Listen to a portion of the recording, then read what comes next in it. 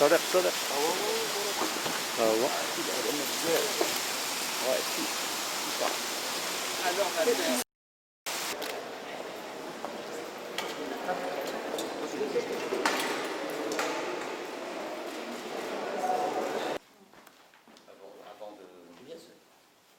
d'aller devant les journalistes. Je vois pas comment il veut ça. Parce qu'il donc, c'est ce qui est sûr, ça ne sera pas Je sûr. n'ai pas évoqué ça, oui. En janvier, février, soit en virtuel, soit en présence. Je pense que réunion au moins nous permet. سعدت اليوم باستقبال زميلي وصديقي جون إيف لو دريون وزير أوروبا والشؤون الخارجية الفرنسي الذي يقوم بزيارة عمل إلى المغرب. الزيارة تأتي في إطار تواصلنا المستمر، ولكن هذه تقريبا 6 شهور ما تلاقيناش، فكانت هذه أول لقاء مباشر منذ 6 أشهر.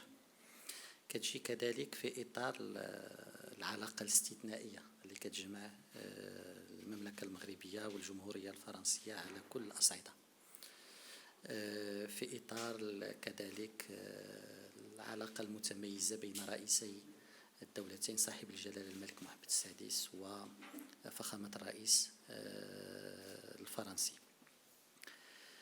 العلاقة المغربية الفرنسية كما قلت هي علاقة قوية، علاقة متميزة تقوم على قيام على مصالح، على شراكة مثمرة. اللقاء اليوم كان مناسبة باش أننا نستعرض مختلف جوانب هذه العلاقة، سواء في مجالها السياسي، سواء في مجالها الاقتصادي، في مجالها الأمني، في مجالها الإنساني وغيرها. وكانت مناسبة للتأكيد على العلاقة الاستثنائية القائمة بين البلدين، وكذلك الفرص التي تتاح لهذه العلاقة في إطار مرحلة ما بعد جائحة كوفيد، الجائحة التي أتاحت فرصة للتعاون الوثيق بين البلدين، سواء في تدبير بعض الأمور القنصلية وغير ذلك. ناقشنا كذلك الأجندة ديال الزيارات المقبلة، واليوم كاينه واحد الحركية في العلاقة الثنائية من خلال الزيارات متعددة. كانت زيارة وزير التجارة، كانت زيارة وزير رئيس القيادة العامة للجيش الفرنسي، وكانت زيارة وزير الداخلية أخيرا. تحدثنا في القضايا الإقليمية بما في ذلك منطقة الساحل والمالي، الشأن الليبي، الوضع في البحر الأبيض المتوسط، عشية الاحتفال بالذكرى 25 لاتفاقية برشلونة والشراكة الأورو متوسطية. يعني كانت الخلاصة هي أن هذه العلاقة علاقة قوية، بأن التنسيق بيننا هو تنسيق متواصل، وبأن فرص تعزيز الشراكة المغربية الفرنسية هي فرص قائمة قوية ومتعددة. Cher Jean-Yves, je suis très heureux de vous recevoir à Rabat pour cette visite de travail. Nous sommes en contact permanent, nous avons été en contact pendant toute cette période, mais ça fait 6 mois qu'on n'a pas eu une rencontre directe, donc c'est un grand plaisir de vous recevoir ici. La visite s'inscrit dans le contexte d'une relation solide, d'un partenariat d'exception et d'une concertation permanente entre les deux pays sur l'ensemble des questions bilatérales, régionales et internationales. La visite s'inscrit aussi dans une séquence de reprise des visites bilatérales après 6 mois de la gestion de cette pandémie de la Covid. On a eu la visite du ministre de l'Intérieur, on a eu la visite du ministre du Commerce, on a eu la visite des chefs d'état-major des armées, on a eu une séquence bilatérale assez dense, et ta visite aujourd'hui vient également renforcer cette dynamique très positive de nos relations bilatérales, Des relations portées également par les contacts, la relation entre les deux chefs d'État, entre Sa Majesté le Roi et entre Son Excellence le Président de la République. Là, nous avons examiné les échéances du partenariat bilatéral, les réunions à venir, mais également comment adapter, comment renforcer cette relation dans cette phase post-Covid. Et nous pensons qu'il y a beaucoup d'éléments qui pourraient renforcer davantage cette relation. Lors de la phase initiale de la pandémie, nous avons coordonné énormément, notamment sur les questions consulaires, sur des questions de coopération même en matière de santé. Et aujourd'hui, au moment où le Maroc et Sa Majesté le Roi ont annoncé en juillet dernier un plan de relance, le partenariat bilatéral a toute sa place pour accompagner cette relance économique que le Maroc souhaite entamer. Nous avons bien sûr discuté des questions régionales et internationales où il y a une concordance des vues sur la crise libyenne. Le Maroc et la France portent un intérêt particulier pour la stabilité de la Libye et pour exploiter au mieux le momentum positif qu'il y a aujourd'hui sur ce dossier-là, aussi bien par rapport au cessez-le-feu ou par rapport au processus politique. Le Maroc a abrité des rencontres du dialogue interlibyen qui ont permis de réaliser des avancées importantes en perspective des discussions à Tunis. Nous avons bien entendu discuté de la situation dans la région du Sahel, là aussi où le Maroc et la France se concertent, notamment par rapport à la situation au Mali et par rapport à la menace terroriste dans cette région. Nous avons également constaté une très bonne coordination au niveau multilatéral, à la fois par rapport aux initiatives portées par la France sur les armes chimiques, sur le multilatéralisme, sur toutes ces questions. Le Maroc et la France partagent les mêmes visions, partagent les mêmes paramètres pour une action internationale concertée. Bien sûr, j'ai profité de l'occasion pour briefer M. Le Drian sur l'évolution de la question du Sahara marocain. Le Maroc vient de célébrer le 45e anniversaire de la Marche verte et le Conseil de sécurité vient d'adopter une résolution sur ce différend régional et c'était l'occasion pour partager l'évolution de ce dossier.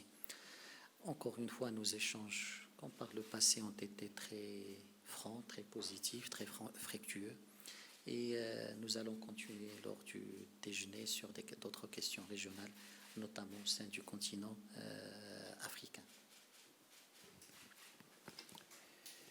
Merci, cher Nasser. Mesdames et messieurs, nous venons d'avoir, comme Nasser Bourita l'a dit, un entretien très, très riche, très fructueux, un entretien de grande confiance sur l'ensemble des sujets bilatéraux et des sujets internationaux qui nous concernent.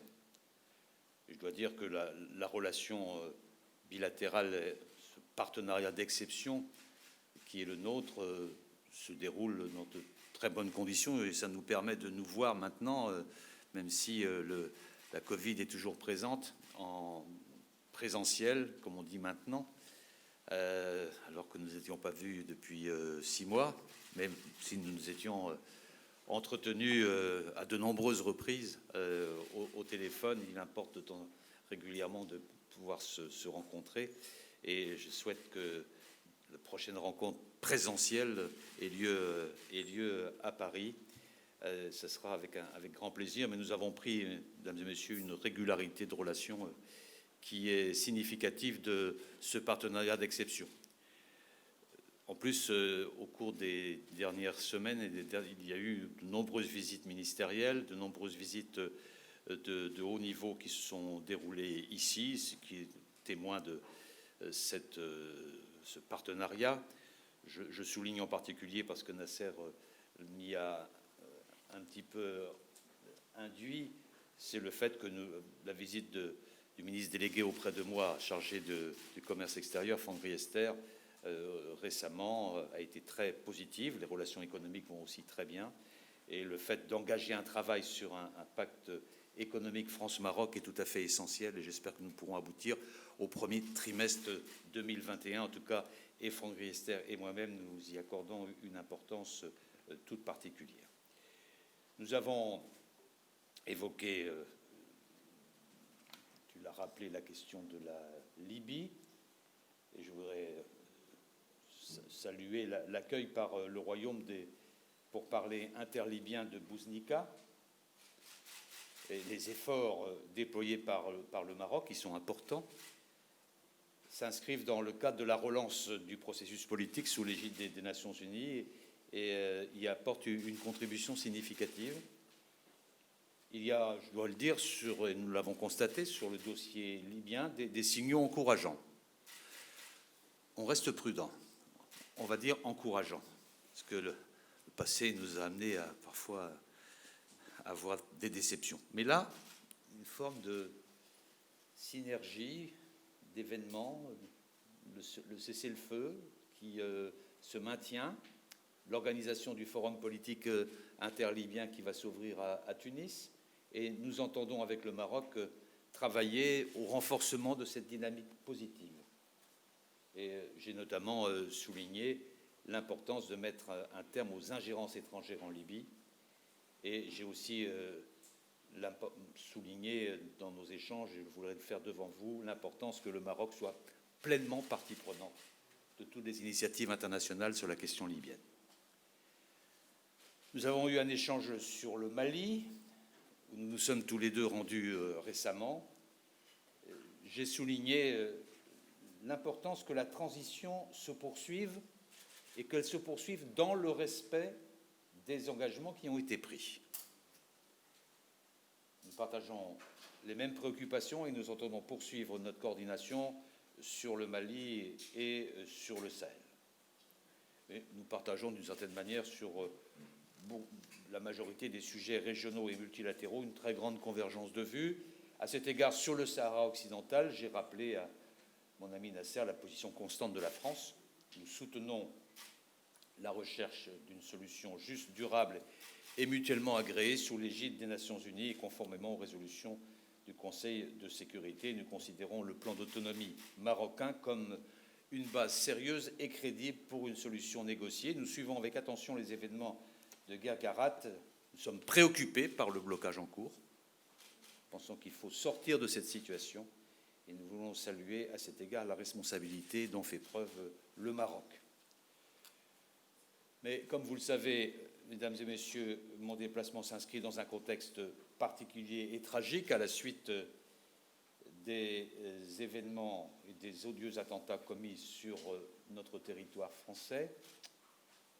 Je souhaite tout d'abord redire, en étant ici au Maroc, que la France, qui héberge la plus grande communauté marocaine à l'étranger, est fermement attachée à la liberté de culte. Des millions de Français de confession musulmane appartiennent de plein droit à la communauté nationale et font partie de l'histoire et de l'identité de notre République. Les musulmans bénéficient en France, dans l'exercice de leur foi, d'un cadre protecteur que nous nous attachons à faire respecter dans un esprit d'égalité avec toutes les confessions religieuses. La France a le plus profond respect pour l'islam, avec lequel sa relation est parfois séculaire, relation riche, faite d'influences croisées dans les domaines les plus divers. Ce que nous combattons exclusivement, c'est le terrorisme, bien sûr, et c'est le détournement de la religion dans des idéologies radicales. Et dans ce combat, nous ne sommes pas seuls. Nous savons notamment pouvoir compter sur le Maroc, parce que dans les moments difficiles, il est normal de se tourner vers ses plus proches amis. Et parce que le royaume, porteur de l'islam du juste milieu promu par Sa Majesté le Roi, commandeur des croyants, parce que le royaume partage notre rejet du terrorisme et de l'extrémisme. Et comme l'a dit le président de la République, nous sommes porteurs de deux messages d'égale importance, un message de grande fermeté à l'égard du terrorisme et de l'extrémisme, et un message de paix et de profond respect à l'égard de l'islam et de tous les musulmans. Cet après-midi, je me rendrai au musée Mohamed VI d'art moderne et contemporain. J'y signerai une convention entre l'Agence française de développement et la Fondation nationale des musées du Maroc afin de mettre en place à l'échelle du continent africain un réseau d'experts qui favorisera les convergences entre les approches africaines et françaises sur la conservation, la préservation du patrimoine et l'ingénierie culturelle. Et ma visite s'achèvera par une visite du lycée Descartes, qui depuis son ouverture en 1963 est un établissement phare de notre réseau éducatif à l'étranger. J'aurai à cette occasion des échanges avec l'équipe dirigeante du lycée et par visioconférence avec les autres établissements français au Maroc. Les 44 établissements scolaires français au Maroc comptent 44 000 élèves et forment notre deuxième plus grand réseau éducatif au monde, grâce, je le dis ici devant Nasser Bourita, grâce à l'excellente collaboration et coopération qui existe entre les autorités marocaines et grâce aussi à la confiance accordée par les familles marocaines à notre système de formation. Et je voulais l'en remercier ici et vous remercier, mesdames et messieurs, de votre bienveillante attention. ما تنساوش تابوناو في لاشين وتاكتيفيو الجرس باش يوصلكم جديد فيديوهات بالبريس وتبارطاجيو مع صحابكم.